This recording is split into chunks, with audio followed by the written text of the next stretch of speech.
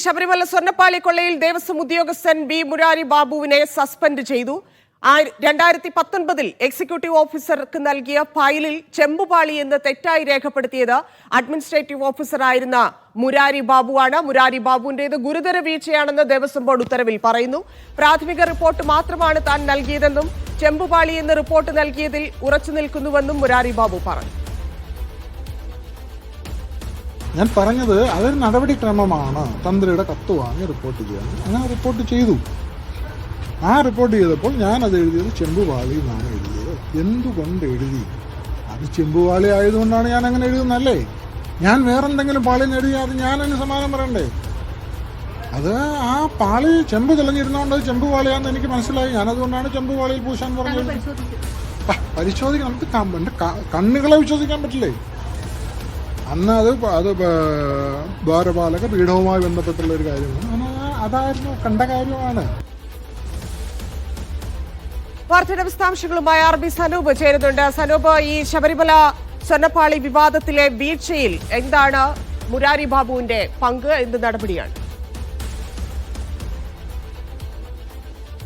ധന്യ, ഇന്ന് ചേർന്ന തിരുവിതാംകൂർ ദേവസ്വം ബോർഡ് യോഗമാണ് അന്ന് അഡ്മിനിസ്ട്രേറ്റീവ് ഓഫീസറായിരുന്ന ഇപ്പോൾ ഹരിപ്പാട് ദേവസ്വം ഡെപ്യൂട്ടി കമ്മീഷണറായിട്ടുള്ള ബി മുരാരി ബാബുവിനെതിരെ നടപടി സ്വീകരിച്ചത്. അദ്ദേഹത്തെ സസ്പെൻഡ് ചെയ്തുള്ള ഉത്തരവും ദേവസ്വം ബോർഡ് ഇറക്കിയിട്ടുണ്ട്. ഈ ഗുരുതരമായിട്ടുള്ള വീഴ്ചയാണ് മുരാരി ബാബുവിന്റെ ഭാഗത്തുനിന്ന് വന്നുവെന്നാണ് ഇന്ന് ചേർന്ന ബോർഡിന്റെ വിലയിരുത്തൽ. അതിന്റെ അടിസ്ഥാനത്തിലാണ് അദ്ദേഹത്തെ അന്വേഷണ വിധേയമായിട്ട് സസ്പെൻഡ് ചെയ്തത്. 2019 ജൂലൈ 5-നാണ് ഈ വിവാദമായിട്ടുള്ള ഉത്തരവ് തിരുവിതാംകൂർ ദേവസ്വം ബോർഡ് ഇറക്കുന്നത്. അതിൽ ഈ ചെമ്പ് പാളികൾ സ്പോൺസറായിട്ടുള്ള ഉണ്ണികൃഷ്ണൻ പോറ്റിയുടെ കൈവശം കൊടുത്തുവിടുക എന്നുള്ളതായിരുന്നു അതിന്റെ ആ ഉത്തരവ്. ആ ഉത്തരവിൽ ചെമ്പ് പാളി എന്ന് എഴുതാൻ പ്രധാനപ്പെട്ട കാരണം അതിന് ഒരു മാസം മുമ്പ്, അതായത് ജൂൺ 17-ാം തീയതി ഈ 2 ദ്വാരപാലക ശില്പങ്ങളും പരിശോധിച്ച് അതിന്റെ ഫയൽ തയ്യാറാക്കിയത് അന്ന് ശബരിമല അഡ്മിനിസ്ട്രേറ്റീവ് ഓഫീസറായിരുന്ന ഈ മുരാരി ബാബുവായിരുന്നു.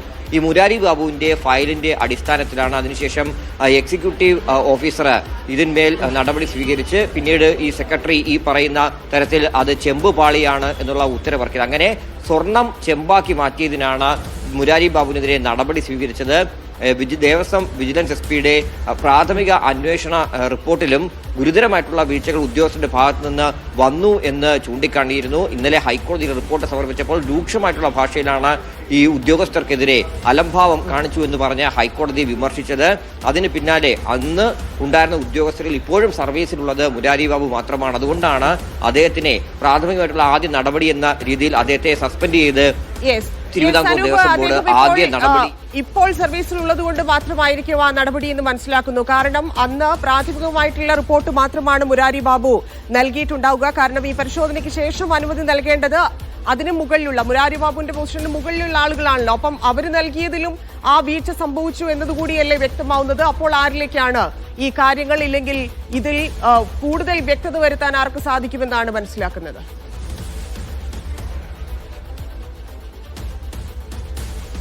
അന്തിമ റിപ്പോർട്ട്, അതായത് ദേവസ്വം വിജിലൻസ് SP-യുടെ അന്തിമ റിപ്പോർട്ട് സമർപ്പിക്കുന്നതിന് മുമ്പേ തന്നെ ഈ പ്രാഥമിക അന്വേഷണ റിപ്പോർട്ടിന്റെ അടിസ്ഥാനത്തിൽ തന്നെ മുരാരി ബാബുവിനെതിരെ നടപടി സ്വീകരിക്കുകയായിരുന്നു ഇന്ന് ചേർന്ന ബോർഡ് യോഗം. വിശദമായിട്ടാണ് ഈ വിഷയം ഇന്ന് വിലയിരുത്തിയത്. പക്ഷേ ഞാൻ പറഞ്ഞതുപോലെ ആദ്യ നടപടി എടുക്കാനുള്ള പ്രധാനപ്പെട്ട കാരണം അന്നുണ്ടായിരുന്ന ഉദ്യോഗസ്ഥരിൽ ഇപ്പോഴും സർവീസിൽ ഉള്ളത് മുരാരി ബാബുവാണ്. അതുകൊണ്ടാണ് അദ്ദേഹത്തെ സസ്പെൻഡ് ചെയ്തുകൊണ്ട് ദേവസ്വം ബോർഡ് തീരുമാനമെടുത്തത്. ഇനി അന്നുണ്ടായിരുന്ന ഈ പറഞ്ഞ പോലെ തിരുവാഭരണ കമ്മീഷണറുണ്ട്, ശബരിമല എക്സിക്യൂട്ടീവ് ഓഫീസറുണ്ട്, ദേവസ്വം കമ്മീഷണറുണ്ട്. അങ്ങനെ ഒരുപാട് ഉദ്യോഗസ്ഥർ ഇനിയും ബാക്കിയുണ്ട്. പക്ഷെ അവരെല്ലാം തന്നെ വിരമിച്ച ഉദ്യോഗസ്ഥരാണ്.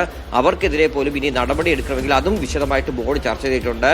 ഒരുപക്ഷെ ബോർഡ് ഉദ്ദേശിക്കുന്നത് ഇവരുടെയൊക്കെ പെൻഷൻ ആനുകൂല്യങ്ങൾ തടയുക എന്നുള്ള ഒരു തീരുമാനത്തിലായിരിക്കും എത്തി നിൽക്കുന്നത്. ഇനിയിപ്പോൾ അതിന്റെ പൂർണ്ണമായിട്ടുള്ള ഉത്തരവ് കാണുമ്പോൾ മാത്രമേ നമുക്ക് അതിലൊരു വ്യക്തത വരുത്തുള്ളൂ. എന്നാൽ പോലും ഈ സസ്പെൻഷൻ മുരാരി ബാബുവിന് ലഭിച്ചിട്ടുണ്ട്. അന്നുണ്ടായിരുന്ന ബാക്കി വിരമിച്ച ഉദ്യോഗസ്ഥർക്കെതിരെയും നടപടി ഉണ്ടാവുമെന്നുള്ള കാര്യത്തിൽ സംശയമില്ല. ആദ്യ നടപടി ഇപ്പോഴുണ്ടായിട്ടുള്ള ഈ വിവാദങ്ങളൊക്കെ കെട്ടടങ്ങുക എന്നുള്ള ഒരു ലക്ഷ്യം കൂടിയുണ്ട്. ഈ ഉദ്യോഗസ്ഥർക്കെതിരെ നടപടി വന്നില്ല, എല്ലാം ഉണ്ണികൃഷ്ണൻ പോറ്റിയിലേക്ക് മാത്രമായിട്ട് ചുരുങ്ങുന്നു എന്നുള്ള ഒരു പ്രതിപക്ഷത്തിന്റെ അടക്കം ആരോപണം വന്നതിന് പിന്നാലെയാണ് ഇപ്പോൾ മുരാരി ബാബുവിനെതിരെ നടപടി സ്വീകരിച്ചിട്ടുള്ളത്. എന്തായാലും ഗുരുതരമായിട്ടുള്ള കുറ്റം മുരാരി ബാബു ചെയ്തു എന്ന് പറഞ്ഞുകൊണ്ടാണ് സസ്പെൻഡ് ചെയ്തിട്ടുള്ളത്. അദ്ദേഹത്തിന്റെ പ്രതികരണവും നമ്മൾ കേട്ടതാണ്. അദ്ദേഹം പറഞ്ഞത് താൻ തെറ്റുകാരനൊന്നുമല്ല, ഈ പറഞ്ഞ പോലെ പ്രിലിമിനറി റിപ്പോർട്ട് കൊടുക്കുക എന്നുള്ള ലക്ഷ്യം മാത്രമാണ് തനിക്ക് ഉണ്ടായിരുന്നത്.